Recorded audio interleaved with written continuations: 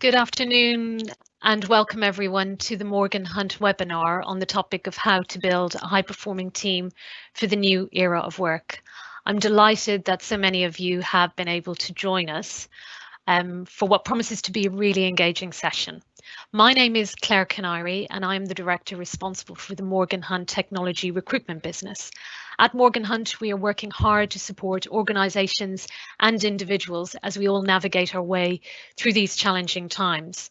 And this session is just one in a series of webinars, blogs and material that we are producing to support you to survive and indeed thrive in this new era of work. As we all know, the world has changed dramatically in the past 3 to 4 months, and that transformation is set to continue at a pace. So it's my great pleasure to introduce you to our two team coaching experts. Both are executive leadership and team coaches, and they will lead us through this topic today. Firstly, Lucy Widdowson, who is a lead tutor at the Henley Business School on team coaching, and during her 30-year corporate career, Lucy worked as a HR director and led many award-winning teams. And joining Lucy today is Paul Barber, who developed his interest in the psychology of teams during a successful 20-year career as a senior leader at the Kerry Group plc, a global food business. And Paul is also an award-winning student at the Henley Business School. Lucy and Paul have recently co-authored a book on team coaching, which is due out later this year. So we're in the hands of experts this afternoon. A few points before I hand over. Please have a phone or a tablet device to hand, as Paul will be using a very simple polling app during the session. And please use the Q&A function throughout the session, the Q&A function on Teams, to post any questions. We plan to spend 10 minutes at the end answering as many of your questions as possible. Now, I am delighted to pass you over to Lucy Widdowson. Thank you, Claire, and a really warm welcome to this webinar on team coaching. We're delighted to have just so many of you join us today and to share in a subject that we're really passionate about, which is building and developing high-performing teams. So it's going to be a practical and interactive session. As Claire said, you'll need to have your phone to hand or a tablet, and also if you could grab a piece of paper and a pen, or obviously you can use your tablet, as during the webinar we'll be asking you questions and posing questions, and we'd like you to be able to capture your responses. Also, we'd love to hear your questions, so if you use the live Q&A chat, we'll have time at the end for questions, and also as we interact during the webinar as well, we'll be picking out your responses in the live Q&A. So we'd now really love to find out a bit more about you. And so I'm going to hand over to Paul, who's going to be asking you some questions. So over to Paul. Lucy, thank you very much. So on your screen, I don't know how many people have used menti.com, but hopefully we'll find some very simple tools. So what I want you to do is get out your phone or a second device. You can use your laptop if you want. Log on to www.menti.com. You'll see it at the top of the screen, and enter the code 605998. So again, look at the very top of the screen and you'll see the joining instructions.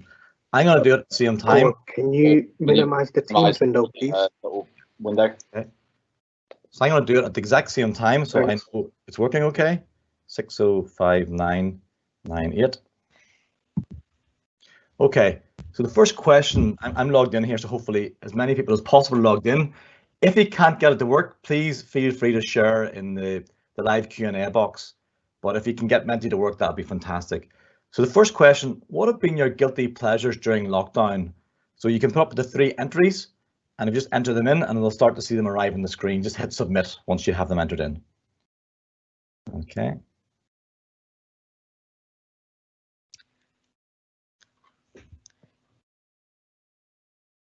It takes a few seconds for it to start to work. There's a lot of wine coming through. Yeah. As many people as possible can log in because we want to get to some more serious questions in a little minute. Okay. So again, if anybody just joining, log in to www.menti.com, enter in the code 605998 at the top of the screen, and be able to accent. There's a lot of takeaways as well going on, Paul, I think. Yeah, wine is still winning here, and chocolate, two of my favorites. So I am trying to cut down right now. And Netflix, a lot of exercise coming through as well. Really good to see. Yeah. And walking. What's been yours, Paul? Probably up until a week ago, wine and chocolate, but I've now cut both out, and I'm on a health drive. I've actually lost half a stone in a week, so yeah. Well done. And yourself, Lucy? Probably chocolate at the beginning, but I've been rationing them now. Just one cube a day maximum, and I've been doing a lot more exercise. So you're much more disciplined than I am, as we know. So yeah, look, Netflix is coming up a very close second to wine. And a lot of people, food, gardening. Yeah, I have a vegetable garden out my back that didn't exist 3 months ago. Excellent. Very good. So 130 people have logged in and have joined in, and the number's going up every few seconds. So that's brilliant. Excellent. Okay. We're going to go on to the next question. Fabulous. That's just growing. Okay, so that'll keep growing. So you can still keep answering that. We will capture all these here. Now, remember that this is individual, it's private, nobody can see who's answering what here, and we've all different feelings during lockdown. But what have you been feeling during lockdown? And you can answer up to 6 different things here, or you can just answer one thing. But what have you been feeling during lockdown? Lucy, what is your overriding feelings with the lockdown? What's going on as people are answering? Yeah, so well, for me personally, actually, I think probably at the beginning I was quite anxious because actually I had some symptoms, coronavirus symptoms, as did my daughter. And so I was worried about passing it on to family, and particularly to my son, because he'd been really quite seriously ill last summer, and he'd had pneumonia, very severe pneumonia in both lungs. So I was very worried about that. And then since I've got better, which I'm pleased to say, less anxious, I think, and more actually enjoying the slower pace, not traveling everywhere for a while. So that's been like. What about you, Paul? Well, two different big feelings, but the one of anxiousness probably was quite high. My wife was quite ill with COVID-19 for about 6 weeks. Thankfully, didn't have to go to hospital, but did have breathing difficulties and was in the bedroom for over 6 weeks. So that was a really difficult period. But it now feels like a distant memory. She's doing really, really well. And it's more just the mental recovery from that trauma type thing, which is doing really well right now. So I'm actually enjoying this at the minute. And a bit not looking forward to going traveling again, if that makes sense. So yeah, and if we look at the screen now, wow, all 6 circles are quite well populated. So a lot of people struggling with homeschooling. I have 3 teenage daughters, so I can empathize with that to a level. A lot of anxiousness about other loved ones or people's jobs. Yeah, look at that, missing the physical workplace. I was on an event last night, and one company surveyed their employees. 10% at the start of lockdown were missing the physical workplace, and as of yesterday 50% were missing the physical workplace. So it's interesting how that's developing. And feeling quite lonely. Like, I've come across this quite a bit recently. Imagine we're all in different places, because then you look at the next one, enjoying lockdown, and 112 people enjoying lockdown, and then we've got 36 things, people that aren't listed. There's so many emotions that people are going through right now that we don't even know. I think I love this infographic just for helping us to remember that people are in very different places and might actually be feeling several of these things in any one day. Okay, so we're going to go on to the next question. And again, you can share in the chat box if you're struggling to get onto thementi.com. During lockdown, when you think of your team or teams that you're involved in, what has been the most difficult thing? Okay, during lockdown, when you think of your team or teams that you're involved in, what has been the most difficult thing? Again, Claire, just when people are doing that, I was going to ask you, has anybody shared anything in the chat box who couldn't get on to Menti? If you want to share. No, Paul, I think most of the comments on the chat. Oh yeah, hang on, I've got one here. Busy with work and getting to grips with different way of working in a children's services team. So just different ways of working completely, which I think a lot of people would share. That's the main comment I've had. I think most people are sharing on Menti. That's fantastic. Okay, thank you, Claire. So what's going to happen now? This screen will start to move up. So if you just watch the screen, you're going to see it starting to move up. And what people are talking about is things that would be most difficult. Somebody's talking there about connection. Keeping connection with the team. Getting getting to know them. Okay, yeah, it's difficult. Problem solving has been difficult for some people. Yeah, I can see how that would be. There's some amazing collaboration tools out there that can help with that. Lack of physical meeting. You know, we are missing each other. Imagine what a hug feels like, or shaking hands. Those things seem like a distant past. Zoom fatigue. Zoom fatigue. You know, that's Lucy and I would talk about that regularly. Yesterday I had a phone call with a client, and it was lovely not to actually be able to just to talk. It was just nice just to talk. Okay, what else do we have? Yeah, there's lots of stuff. Video overkill coming through quite a bit. Managing remote workers. You know, that definitely there's challenge within that. Time management. Yeah. Lucy, anything else you're seeing on the screen there coming up? A lot about the sort of contact with teams and keeping in contact and keeping in touch with people, and that whole remote working and managing that. I think there's the physicality. And we've got some comments, Paul. So we've got communication, which you've already mentioned, and managing the team's anxiety as well, which is challenging remotely. Yeah, and somebody else, they're talking about engagement and morale. Somebody else talking about understanding how everybody is feeling. You know, when you can only see their head effectively, and you know, you're not seeing the whole person. Lack of face-to-face. So this is coming across. If you look at that last slide, we talked people missing the physical workspace, quite a lot of people, and this lack of face-to-face interaction is a challenge. It is a challenge, and it's very relevant to what we're talking about today. Motivating performing staff. Yeah. Furlough, of course. Furlough. Yeah, absolutely. Okay, thank you, folks. That's building all the time. So it takes people to retime that's brilliant. It's building all the time. So 241 people have commented.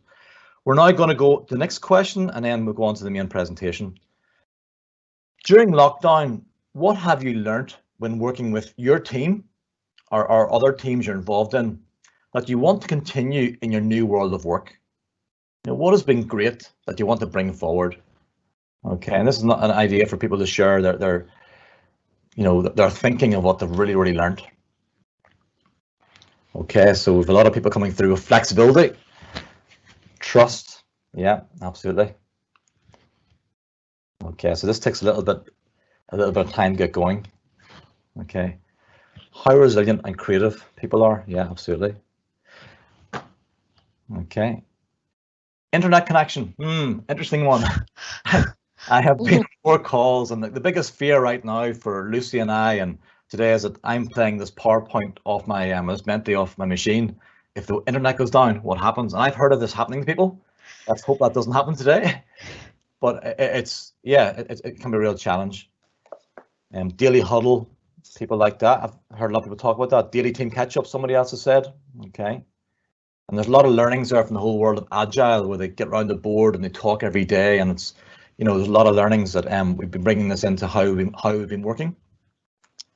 Enjoying flexibility. Okay, still building. I've got another comment, Paul. Meaningful daily contact with the team. So actually, it's mentioned on the screen there, daily team catch-ups. Yeah.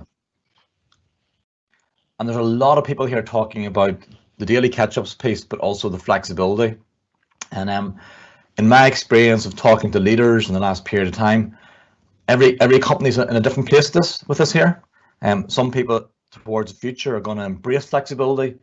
Other companies are finding that more difficult to embrace. And the other thing we have to be mindful of, the new world of work. We have a lot of people who are working in factories and construction, who are working in different areas where, you know, that just is not an option. And how do we build in a level of fairness that in the whole thing? Okay, yeah, promoting team resilience, very good, flexible. Thank you very much, folks. We've captured all these things are all saved in Menti.com, and I'm clear we can share those afterwards. Absolutely. Okay, what I'm going to do is go back onto the main presentation deck. Okay.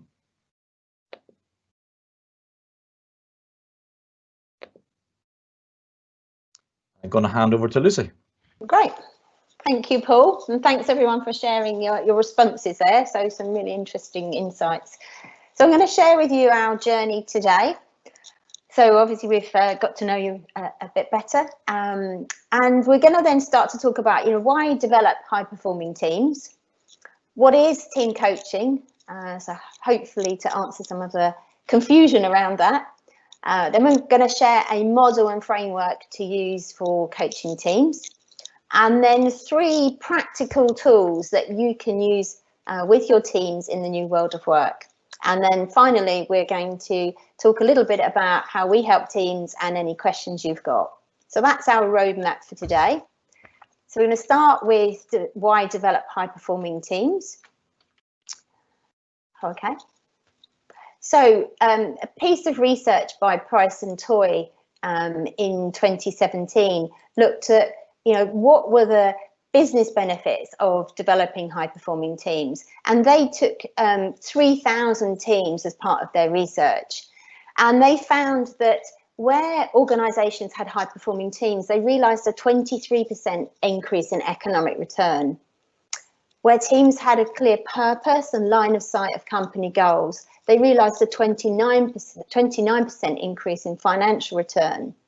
And then an additional piece of research by McKinsey in 2018 found that where teams were more diverse, they were 21% more likely to have above average profitability. So what this says to us is that, it's actually not only good to be in a high performing team, but actually, it's good for business.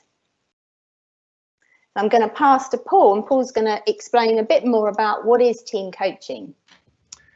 Okay, so that question of what is team coaching, and in the run up to today, there was people who were joining this webinar who know that I spent the last year working with Lucy writing a book about team coaching. He knew the webinar was about team coaching, but also were asking me saying, Paul, I'm looking forward to the webinar on team building. And that term team building and team coaching often get confused, and I just want to try and explain the difference.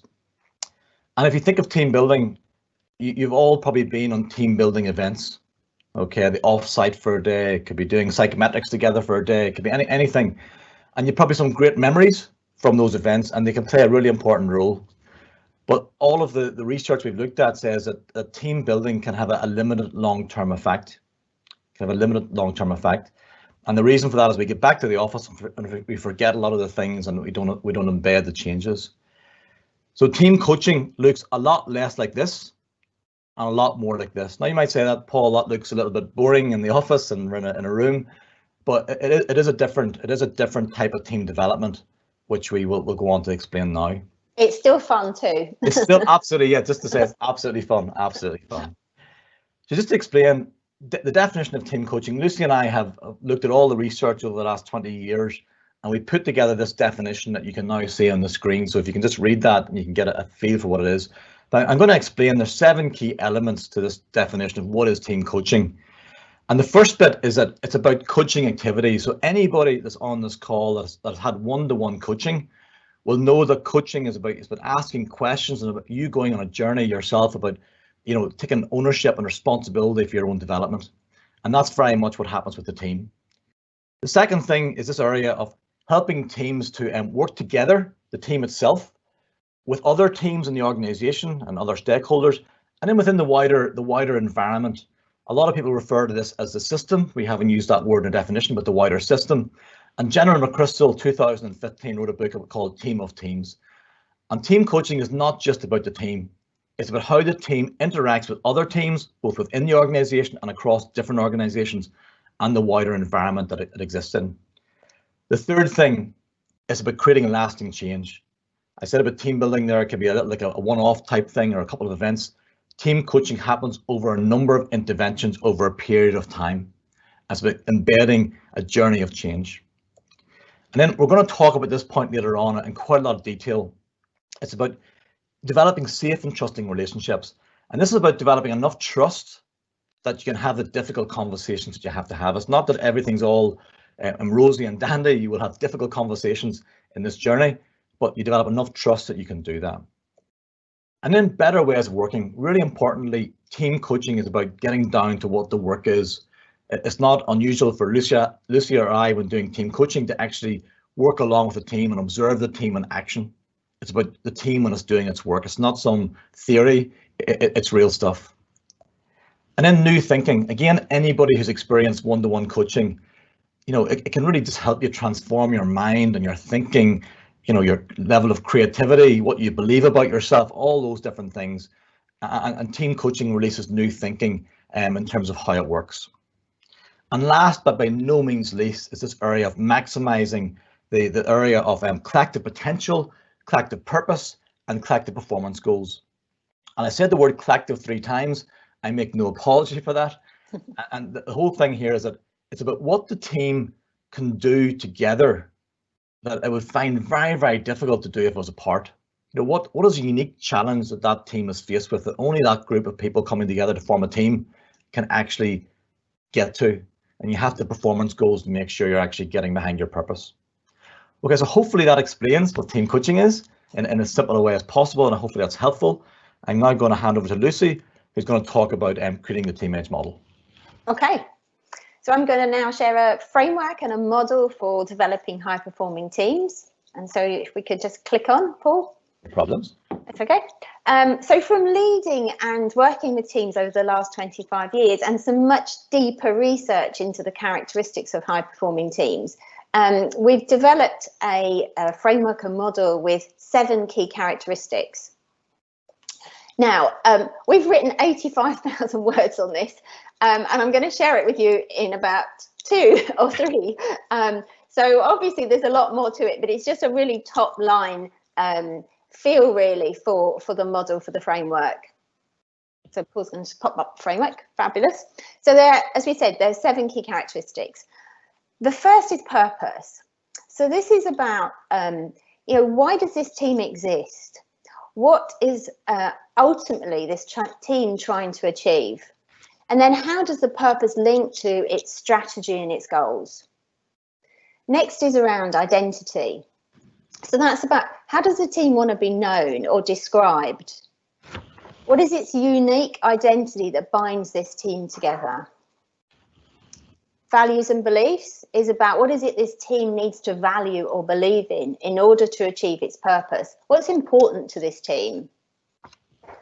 So awareness is a number of different levels. This is awareness of the team within their organisational context. It's awareness about their key stakeholders, both internally, externally, and then it's also awareness within the team. So for example, how aware are the team of each other's strengths and areas of development? Relatedness. So that's about the connection of the team, their level of safety, their level of trust within the team. How open and honest are their conversations? And how willing are they to give and to receive feedback? Ways of working. So this is about the processes and rhythm of the team. So for example, their meetings, their decision making. And finally, last but not least, is transformation. So this is about how does the team continue to keep growing, learning and innovating. It's also about the level of team energy and resilience. So that's a real quick snapshot. But what we'd like you to do is we're going to launch a poll, and I'll pass to Paul to explain that. And we're going to ask you to think about when you've worked in teams and which of these characteristics are most important. So we're just nipping back to Menti. Okay, so hopefully this will work. Okay, so if you go back to your phones again, and if you're still at menti.com, if not, log back in again. And again, if people cannot get in, just answer it as best possible on the live Q&A box. So the question here, again, this idea of think about a high-performing team that you've worked in, and from the list below, pick 2 characteristics that were most important to that team's success. Okay, so think about a high-performing team that you've worked in, pick 2 characteristics that were most important to that team's success. Okay. Okay, so far we have values and beliefs coming out strong, purpose coming out very strong as well. This is a little while to load up. And again, if people are having a problem getting on to Menti, it can be challenging sometimes. Just share the 2 things in the live Q&A box, and we'll ask Claire in a little minute as to what she's seeing. Okay, purpose coming out very strong, 34%, having a joint purpose, followed by values and beliefs. And relatedness is growing some presence, 11%. And ways of working, yeah, quite high, yeah. Transformation 3%, quite low at the minute. That's fast. We know it's difficult asking you for two things, but we're just trying to get a feel for what you think is most important. And all of these things are important, but it's just we kind of get a feel for what you've experienced. Lucy, anything to comment on what you're saying there?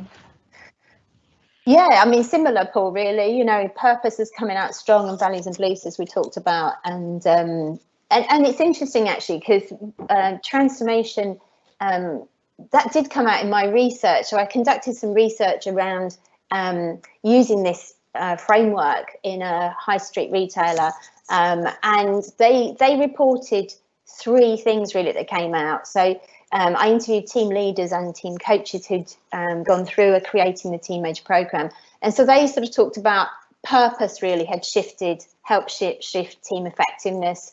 The other area they talked about was very much relatedness, so building those relationships and trust and safety in the team. And then actually transformation actually came out as well, as they were saying that actually, you know, they really started to innovate and think differently and grow, but it's often a muscle that needs a bit more work. So it's interesting to see that here.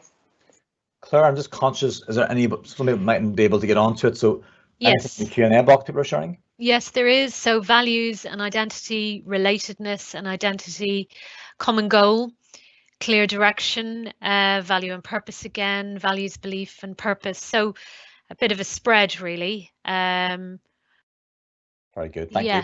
Thank you. Brilliant. Thank you, Claire. I'm going to flick back onto thank you, Claire. Flick back onto the PowerPoint again. Okay. Great. Okay, great. So now we wanted to really help you sort of develop your team awareness and using the key questions from the diagnostic. So we've developed a Team 360 diagnostic, which has got 42 questions. And we're going to look really at just 7 of those questions today, but hopefully it'll start to give you a bit of a feel for how your team's performing and areas of strength or areas you might want to work on. So we're going to ask you to think of a team that you're in, or one you were in, or one you're working with. And this is where you'll need your blank sheets of paper or your PC or your tablet. And there's going to be a series of 7 questions pop up. And as they pop up, what we'd like you to do is to think about your response to that question. Do you strongly disagree with that, which would be 1? And then there's a whole range through to 10, which would be strongly agree. So it's just a sense of where you feel your response is to that question. Okay, so if you can get whatever you need ready. The first one is, so my team has a clear and compelling purpose with objectives aligned to that purpose. So if you want to rank that from 1 to 10. And Claire, if people want to just post, if we're going too fast, too slow, post it in the live Q&A so we can speed up or slow down. The second one is, my team has a unique character and personality that the team is proud to identify with.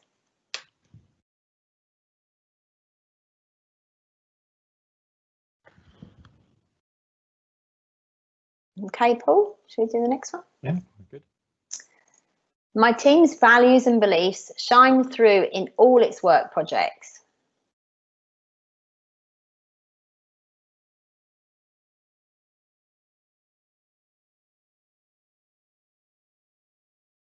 My team understands each other's personal preferences and working styles in depth.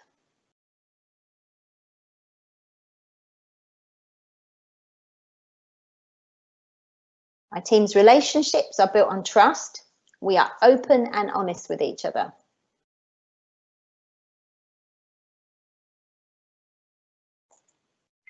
My team is known for the effectiveness of its meetings.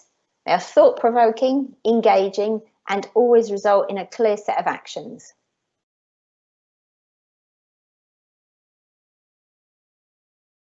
And finally, my team frequently gets together to identify new ways it can grow and sustain its development.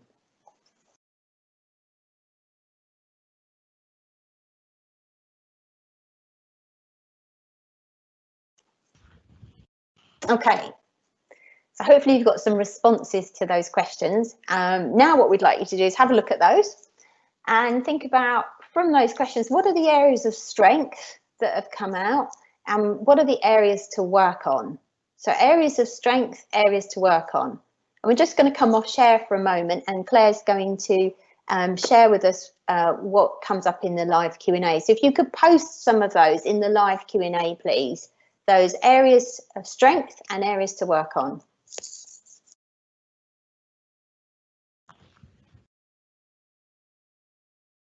I think people are just deciding at the moment, Lucy. Yeah, no problem. It takes a few seconds. It goes. Lucy, what has been the strength of our team for the last year writing the book? Sorry, we haven't planned this. So. No, we haven't planned this. I think the strength of our team has been, one, obviously collaborating and really getting to know each other. And then I think actually the fact that we've been able to have open and honest conversations. Yeah. And we have done that. We have had robust conversations, haven't we? You know, during our time working together. Yeah. What about you? Yeah, no, I think I actually think this thing of caring for each other. So we've both been through some difficult times and having that support there.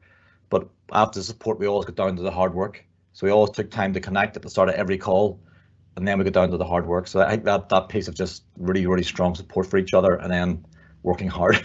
So yeah, so thank you. So I have a few responses. So we have areas to work on, team development, purpose, values and trust are very high. Innovation needs work, as do ways of working. Strength and clear purpose. So, oh, that's the strength. Great. Somebody just asking, can you put the questions up on the screen again? But I'll just tell everyone what they are. What are the areas of strength in your team, and what are the areas to work on? And then shared values are a strength. Clear vision and purpose is a strength. Areas of strength, trust, vision and purpose. So yeah, people are actually asking to repost those questions, Paul. Okay. So you know the list, if you wouldn't mind. Just so I think people are just struggling to remember what they were. So if we could do that would be the slide before this. Yeah. Doing the work stronger than developing the team. A silo approach stronger than collaboration. Areas to work on: ability to change, grow and improve. Building a new team, so need to work on team trust, makes sense, and effectiveness and willingness to meet and optimize tasks. This is brilliant. Good, excellent. Yeah, so there's quite a few coming in. Sorry, I'm just trying to keep up with them. Strength, purpose, and trust, understanding. That's to work in. on. They are. Brilliant. Strength and innovation, growth and delivering. Spend a lot of time connecting as people. It's good. And purpose is a strength. Brilliant. Excellent. Very good. Brilliant. Thank you, Claire. Thank you for sharing as well. Okay, so I'm going to hand over to Paul. And Paul, we're going to start to look at some of the practical tools that you can use with working with your teams in this new world of work. Excellent. Thank you. The first tool we're going to look at is a tool around purpose, exploring purpose. And Lucy's already mentioned the importance of team purpose, and it's important at an individual level, at a team level, and also at an organizational level. And most people, you know, if we can get individuals to connect deeply to their purpose and link that to their work as a team or organization, all of the research points that people will perform better. I love the story of JFK. Most people probably know it. Apparently, he visits NASA. The janitor is cleaning the floor, and he asks him, "What do you do around here?" And the janitor replies, "I'm helping to put a man on the moon." I just love that. And there's loads of research that shows you that down to hospital cleaning staff, office administration staff, when people believe that their work is actually meaningful and they're trying to actually do something worthwhile and they're contributing towards something, that they'll perform better, be more creative and do better work. And Lucy and I have both done work in the NHS, and the power of purpose became really alive in recent months, whereby the purpose, you know, to save lives. And we were able to build a hospital in 2 weeks. You know, it's just quite incredible the things we can do when we get behind a joint challenge. And we get the, you know, behind that. And the same goes, you know, if a team can tap into that, all the better. But we find that teams sometimes can find it difficult to get their head conceptually around what purpose is. And one of the best ways when working with teams to really explain this is to get people to talk about their individual purpose. Lucy and I spend a lot of time thinking about this, but a lot of people we find don't. And thinking about, why am I here? Why do I exist? What's the whole reason? And it helps people to really get to the nub of what their team is about as well. So with that in mind, I'm going to show a number of images here. And what I'd like you to do is pick an image, something that means something to you from the screen, or pick an item in the room around you. If a lot of people are still working at home, you may have something that's quite precious to you nearby. And I want you to take that and share in a few words in the live event Q&A, something, why that's important to you, what it represents for you. So Lucy, do you want to tell me what you're looking at or what you're thinking of? Yeah, so actually I picked, and if you can see this, I picked a picture of my photo of my 3 kids actually. Those on the call who work with me now will know that actually they're a bit bigger than this now, a lot bigger actually. But what this represents for me really is it's all about really the power of connection and relationships. So for me, it's very much important about who I'm connecting to, and my purpose is to help teams and organizations connect and collaborate in a more human way to improve performance, of course, but ultimately also to leave a more sustainable future for our kids. Very good, thank you, Lucy. And again, just encourage people to share in the live event Q&A what their reflections are on personal purpose. Yeah, you're okay. Yeah, but when I think of this, that picture I pick is one of the cat and the dog. Anybody who knows me knows that several years ago I would never had a cat or a dog around my house, and I have 3 teenage daughters who a number of years ago convinced me that I should make that change. And I can only describe me making that change down to love, and my love for my kids was what drove me to make those changes. And now we have a cat and a dog in the house, and I absolutely love both of them, and I love the kids as well, of course. Okay. So we've got someone who is along the same lines, Paul. So someone picked the dog and the cat, and it shows closeness and vulnerability. Lovely. I've got the yacht, freedom, adventure, the sea. Travel means freedom and adventure. We're not doing much of that at the moment, but maybe more locally. The aeroplane, about direction of travel, and as a vehicle getting to that place. Wrong amount of fuel or issues with the vehicle could be disastrous. That's true. We've got people picking messy, always striving to be the best you possibly can. I've got being a parent, empowering my daughter to excel at her profession, to become a teacher in September 2020. Fantastic. Family and developing others, the open road, it looks exciting and new, and anything is possible. Yeah, so there's a few there. I don't know how many more you want. We've got a picture of the countryside, being outside with family, being active and not feeling constrained, and being in nature, which I think we've all identified during this time anyway, haven't we? Absolutely. Fantastic, Claire. And every bit of research, every bit of thing that we were involved in, the more you can connect to your sense of purpose, the more you can actually do what you want to do. So, and same for teams. So now I want you just to quickly think of team purpose. And whatever team you're involved in or team you're working with, I want you to think, what is your team's purpose in this new world of work? Maybe you already have one that's quite strong and stays the same, maybe it's changing. But just to share in the live event Q&A any reflections you have around your team's purpose. Okay, any reflections you have around your team purpose. Lucy, what was the purpose of writing our book? Again, we hadn't planned to ask this, so I'm sorry, but I think to make a difference really with our voice, to get the voice out there, and share some of our research and thinking and experience really. Yeah, and I think when your purpose is, thank you, Lucy, when your purpose is strong enough, like there's times you wanted to quit and it was difficult, but when your purpose is so strong, it's a real motivation, it's a real driving force that can keep you pushing. Claire, is anybody shared in the chat box? Yes, supporting disadvantaged people to help make a difference to their lives. I think that's a pretty strong purpose. Brilliant. Sorry, I've just got a few more comments on which pictures. Changing lives, continuing to deliver high standards, Helping people buy their first home, that's an amazing purpose. As a coach, and you two will recognize this one, to help people thrive. Keeping execs on a straight path in crisis. Good one. Internal comms team, keep people engaged, involved and create a sense of community, which has been really important over the past few months. To be relatable to the industry you work in and mirror your clients. Engaging young people within digital services to provide support and effectively to overcome challenges. And I've got another one around digital transformation, maintaining documents and staying resilient to any disruptions. Brilliant, and there's some, thank you, Claire, there's some fantastic examples in there of really, really strong purposes.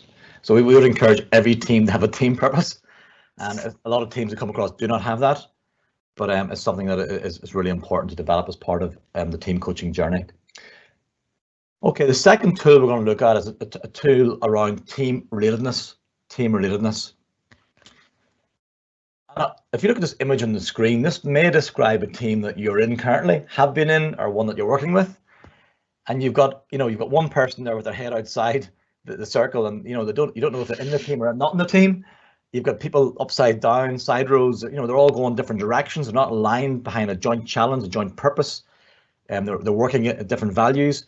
You've got people here in little couples and pairs and little subgroups, and loads of research that shows you right from boards, right throughout organizations, that when you have little subgroups, that it can be very, very destructive for the team performance. Okay, and what we're trying to get to is what we have on the right hand side of the screen is that people heading in the one direction, and not everybody's the same. The important point, we're not saying here everybody's a clone, everybody's the same. We all bring our own individual unique gifts and talents and specialisms within that team, and we'll have differences, and that's absolutely fine. But the idea is that we're all together heading the one direction and heading the one way. And any of these things on the left-hand side that are causing dissension, that we actually deal with them. And the question is, how can you deal with them? And there's one word when all the research points to is a thing called psychological safety. And I'd love if there's a poll right now to ask you how many people have heard of this term, but I hope most people have. And if you haven't, it's something to really familiarize yourself with and to learn more about. And what is psychological safety? Psychological safety is this ability to say what you're feeling and feel safe to express what you're thinking and not feel fear, not feel threat. It's not a free-for-all. There has to be respect in the environment for it to happen, but it is this ability to say what you're thinking and to everybody else to listen deeply. And we've identified 6 things we just want to highlight when we talk about psychological safety. The first one is to connect deeply. It's absolutely crucial. When we're human beings are born, we are held, and that connection stays with us forever. And as we get older, all the research shows that turns into a need for recognition and a need for appreciation and a need to be cared for and loved. So human beings need connection. And Lucy and I often talk about connection before the work, or a way of being before the way of doing. Okay, so it's really important to connect for any relationship. The second thing is listening with empathy. And what we mean by this is it's listening deeper than you've ever listened before. It's like the last conversation on earth. It's like listening to your partner for 45 minutes without thinking about yourself. They'll think something's wrong if you do that, but it's brilliant when you try it. I've done this before. And this idea of empathetic listening is that you try and feel what the person's feeling, you try and understand what that must be like, and then you communicate back in some way as best you possibly can what you think they must be feeling. Really difficult stuff, but really, really powerful in building relationships. Giving autonomy. Human beings are born to think. We're creative beings. And I give you a hot plate and say, do not touch. Most likely you'll touch it. And we're born to think. And this is a coaching philosophy of asking questions. What do you think? The more we can give people choice and get dialogue going and asking them, the better we'll build up relationships and build up psychological safety. And showing vulnerability. Lots of stuff written about this here. And the research talks about self-disclosure. We talk about appropriate self-disclosure, but self-disclosure, sharing of yourself and being vulnerable. And the more I see it all the time, leaders who become more vulnerable and show more vulnerability, people connect to them and people feel it's safer for them then to share as well. So it's really important to build psychological safety that we do that. And then this whole area of support and then challenge. There's a support challenge model. Some people talk about doing both of them at the same time, but the research actually points to you have to support people. People have to feel safe. and then you challenge. And a very, very good example, the research that points at 1/3 of all feedback leads to a decrease in performance. Think of that, 1/3 of all feedback, a decrease in performance, and the other 2/3 leads to a moderate increase in performance. And the reason for that is people do not feel supported. How often have you been given feedback and you get defensive and everything else? You have to feel that support and then take the challenge. And last, but by no means least, show you care.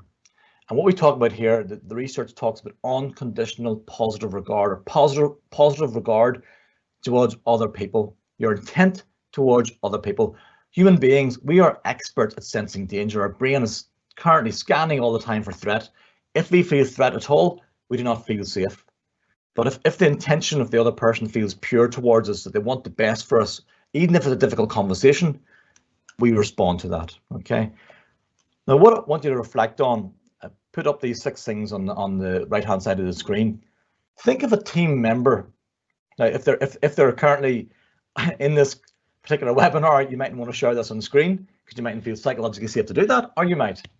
But think of a team member that you currently work with, and which of these here would you like to improve, or do you think it'd be useful for you to focus on? It might be all of them, or it might be one thing, or you might think of your relationships in general within the team. And if you just share in the live event Q&A, which of these things most speak to you as things that you need to really work on and think about? And maybe you're doing some of these at the minute, and if you are, brilliant, well done. And Claire, is anything coming through at this point? Just waiting for it at the moment, Paul. Okay.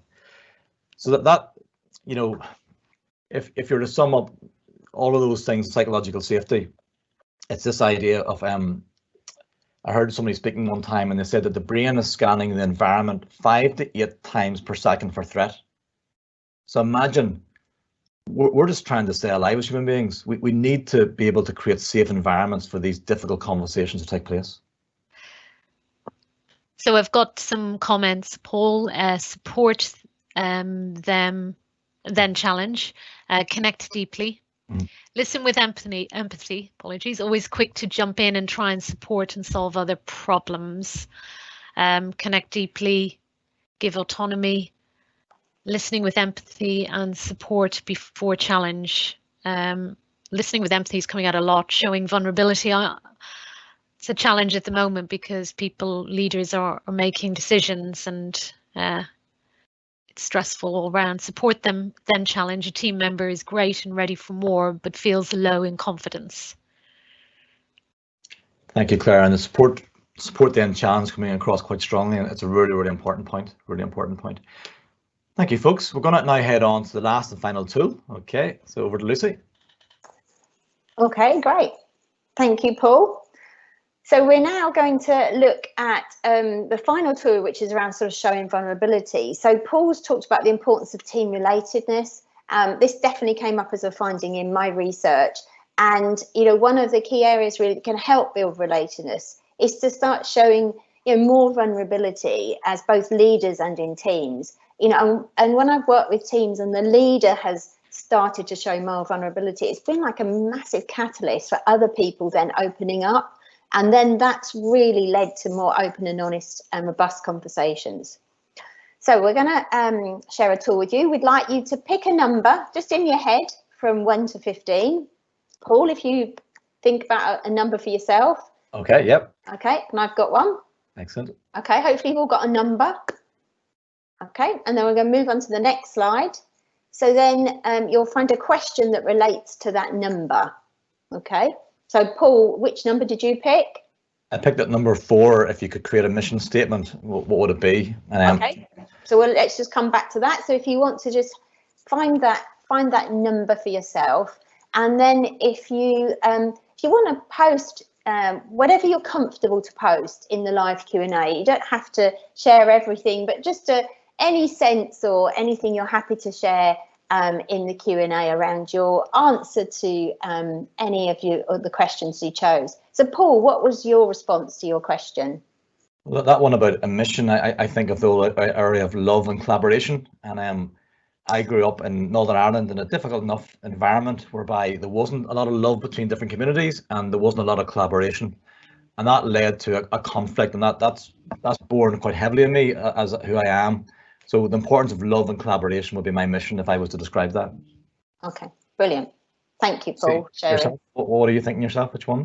I chose number 2, and that was about, you know, what was important to me in life. And for me, that was about sort of having, you know, relationships and my family and special friends and work colleagues.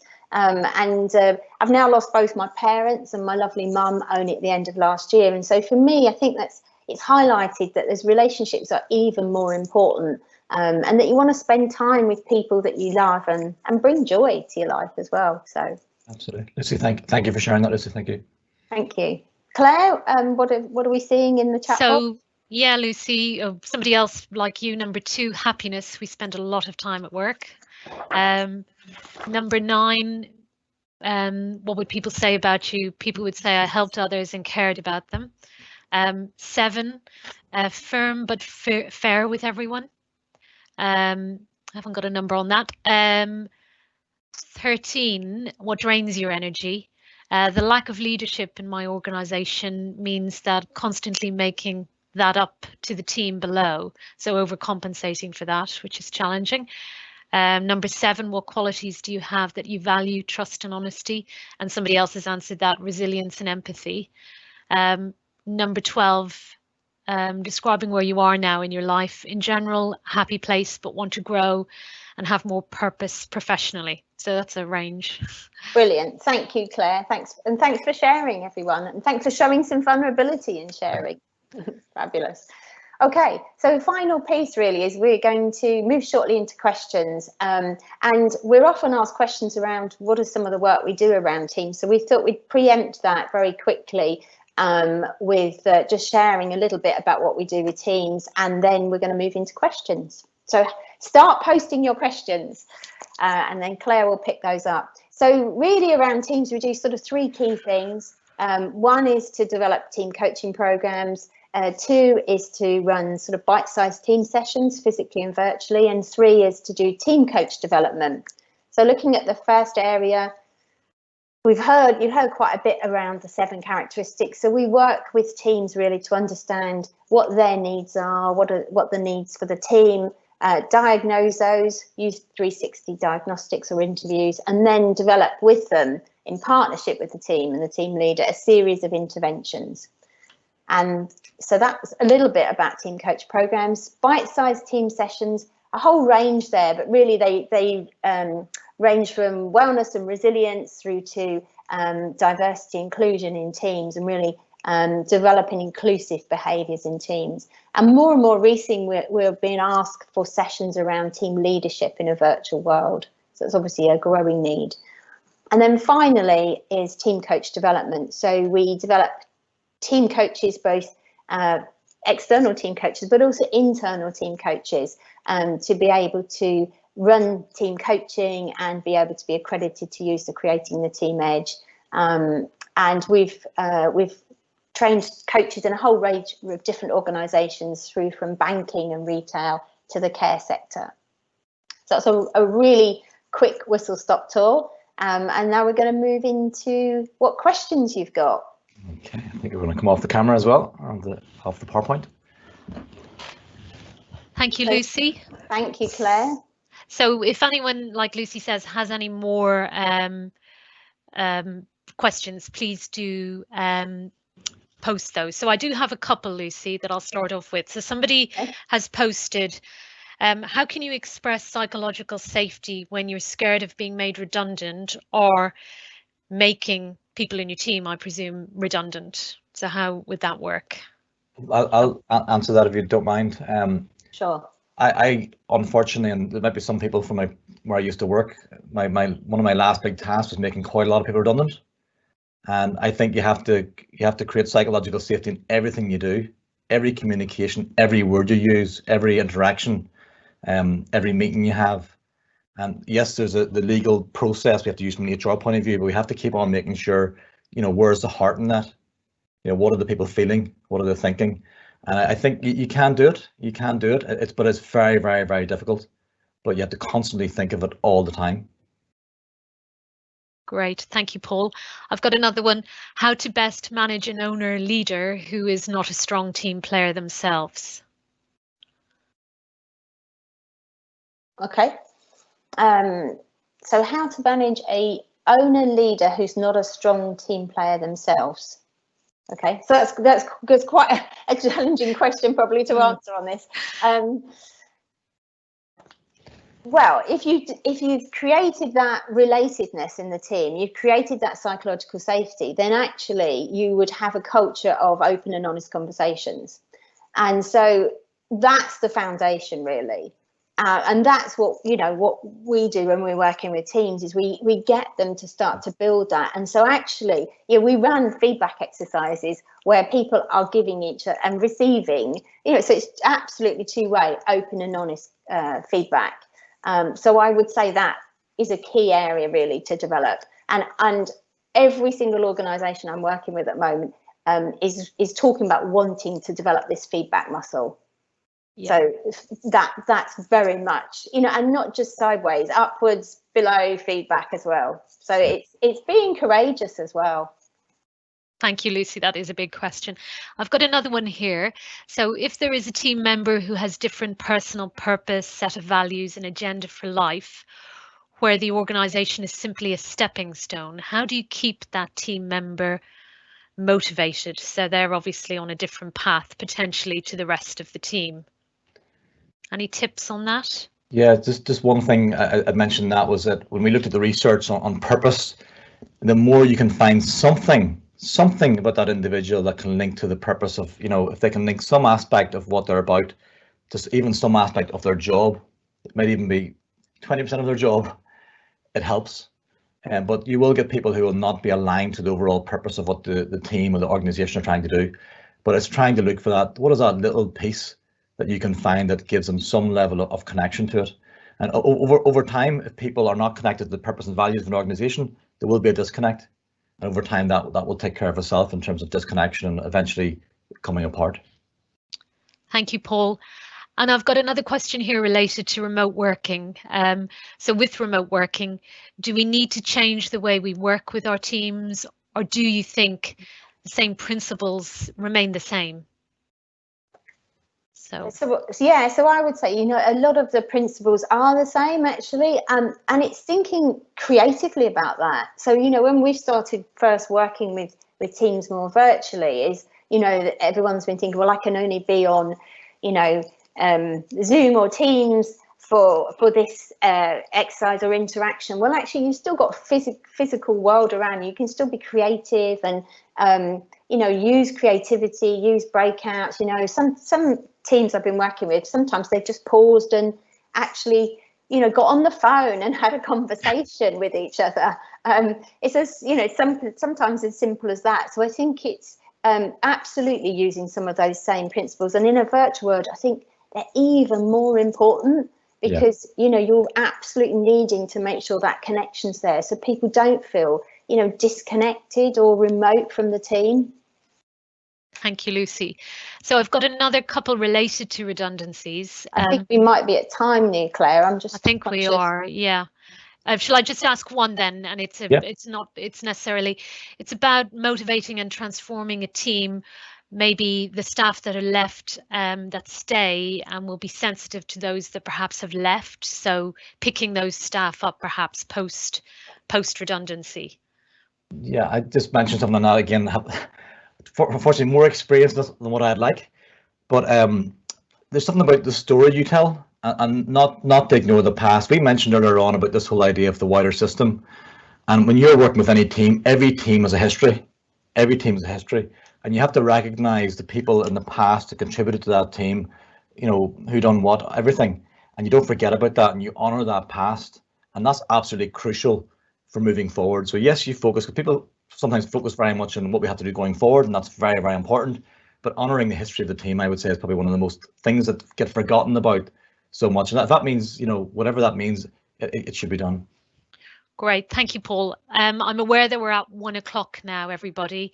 So I'm afraid we won't obviously get a chance to answer everyone's questions. So for those who may not have had your questions answered, we will compile them. We will also be sharing a recording of the whole webinar.